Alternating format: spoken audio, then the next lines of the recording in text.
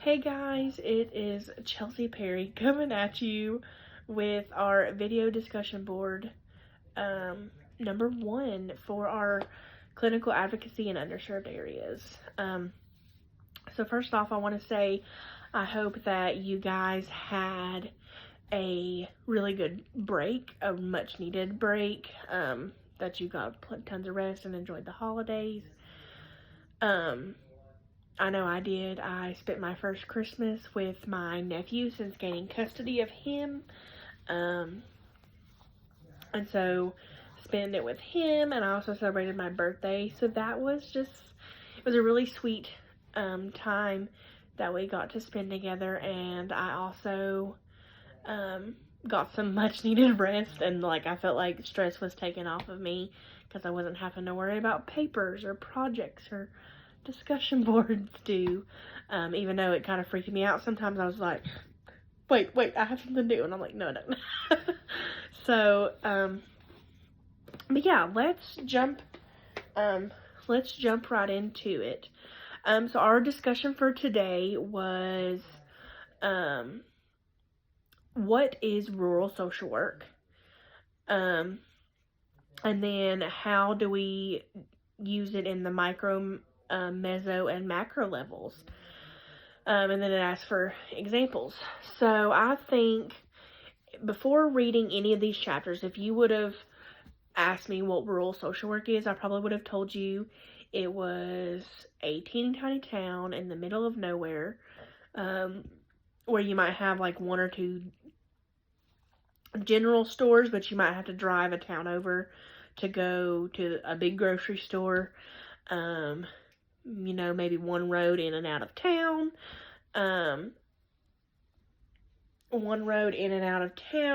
Maybe one stoplight. It kind of put me in mind of, the Cars movie when Lightning McQueen gets stuck on Route 66. That's kind of where my brain goes if you would ask me what rural social work was before reading these texts. But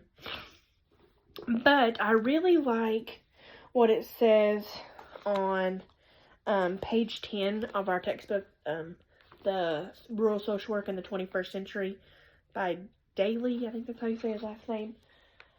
And so I really kind of think that in chapter 1, it kind of gave us multiple definitions of what rural social work is, which is kind of cool that there can be multiple definitions.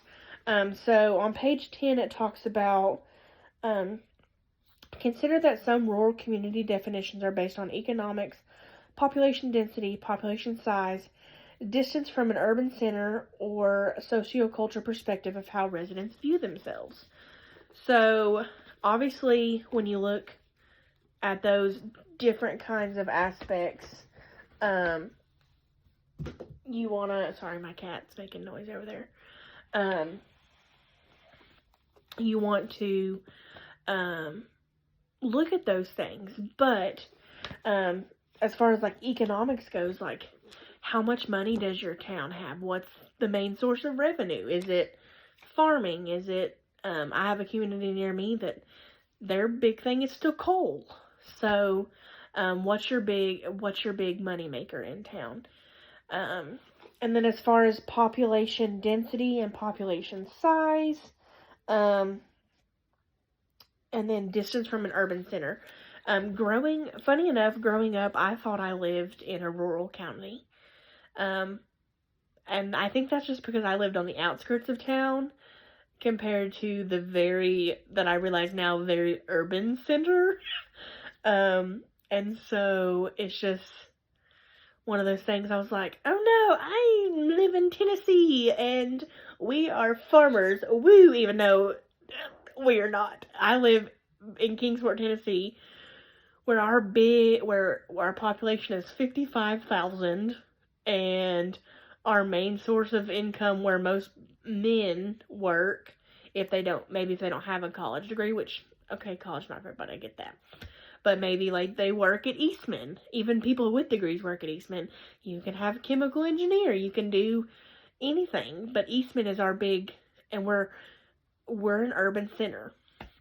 And growing up, I guess I didn't realize that until I hit about high school. Um, but we do live close enough to rural areas. Kingsport is right on the state line of Virginia and Tennessee, and like if you go 30 minutes into Virginia from Tennessee, you're in Fort Blackmore, where that is a very rural community. You have very small, close-knit communities, very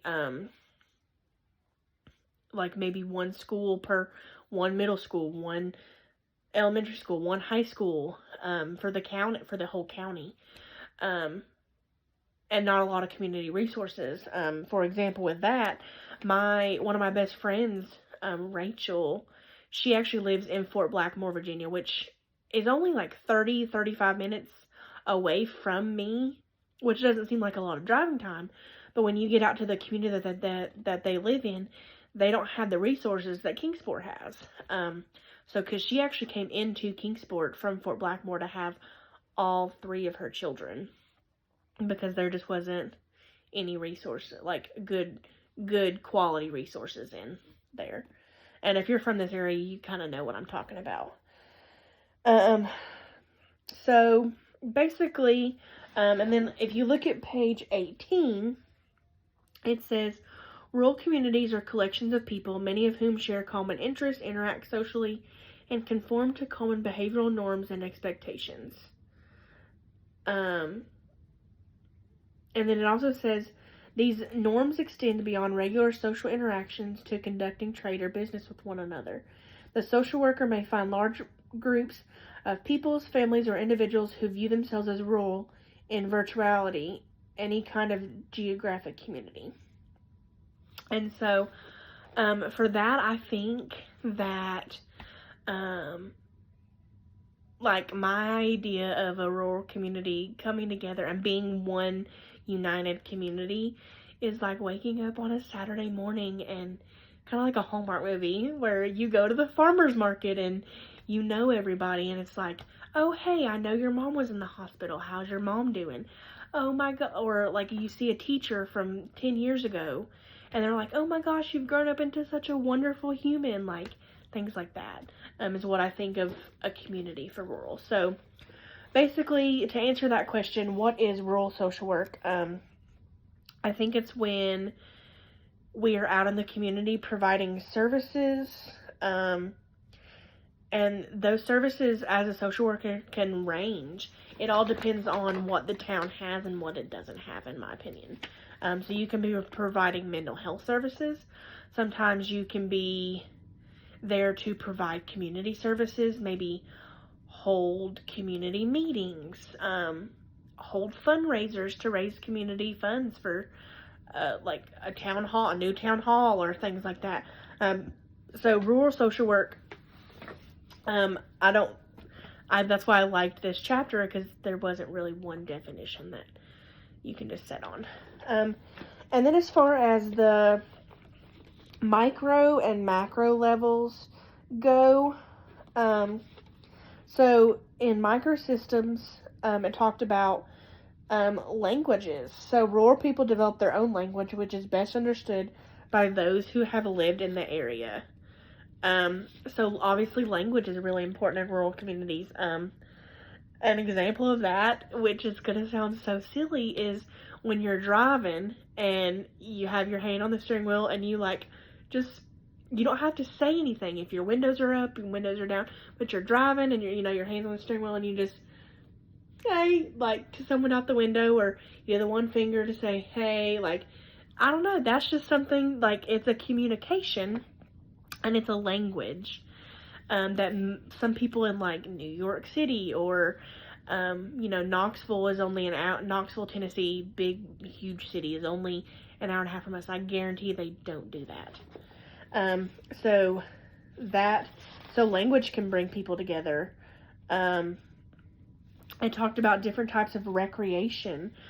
So hunting, fishing, things like that bring them together. Food. So just sharing a meal together, I think, is one thing that a lot of people forget, that micro and that it's part of a microsystem, maybe in a rural area, is sitting down to have dinner together. I mean, because in the hustle and bustle of life, it's really nice to sit down and have dinner at maybe a specific time from 5 to 6 or 6 to 7, and your whole family's there, and you put away the devices, and you have that good quality family time. Or when you entertain people, that's the time. So food does bring us together. And then obviously music and arts. People connect through music. So I listen to some of the same music that my mom listened to when she was her age. And excuse me. And my mom did grow up in a rural area. So yeah. But listening to some of those, we connect with people in our community. And just knowing the culture in as far as micro goes, knowing the culture that you're working with is going to be very important. And then as far as working with the mezzo level, one thing that really stuck out to me was, if I can find it in our textbook,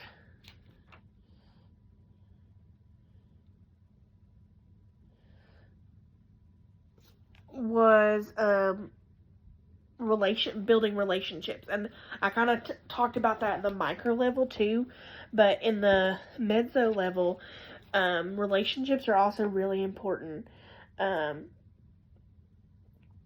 So one thing that it talked about, it said in the textbook, the nice part of living in a small town is that when I don't know what I'm doing, someone else does. And so I kind of think about that in the community that I work. If I don't know something, there's gonna be someone who does. Or because I've not worked there for very long, I'm still building relationships in the community. I'm still trying to build that trust. So relationships are super, super important as far as like mezzo system goes. Just building the relationships in the community, realizing that family is important, whether some families have good or bad relationships. All relationships are important. And then working with it at the macro level, the book kind of talked a lot about, as far as the macro level goes, they talked a lot about what is power structure. And so as far as power structure, on page 56, it says, the most important task for the social worker is to identify who has major influence in key decisions. And then it goes on to say, this is not always easy because in rural areas, decision makers are both formal and informal positions. And so knowing who to go to when you're trying to get something accomplished, whether that be trying to figure out what maybe kind of funds that the town has to provide certain services, or things like that, just knowing who you can go to. And I liked how it said that some of them can be informal and some of them can be formal. And so I think it's important to remember in working in any level of rural social work or just rural social work in general, is that it's all, not all of it, but I think of a lot of community-based things. Knowing the relationships and knowing your community resources. And so, yeah. So I kind of rambled a little bit, and I'm sorry for that, but hope you guys got what I was trying to say. Hope you guys have a great Martin Luther King weekend. Enjoy that extra day off.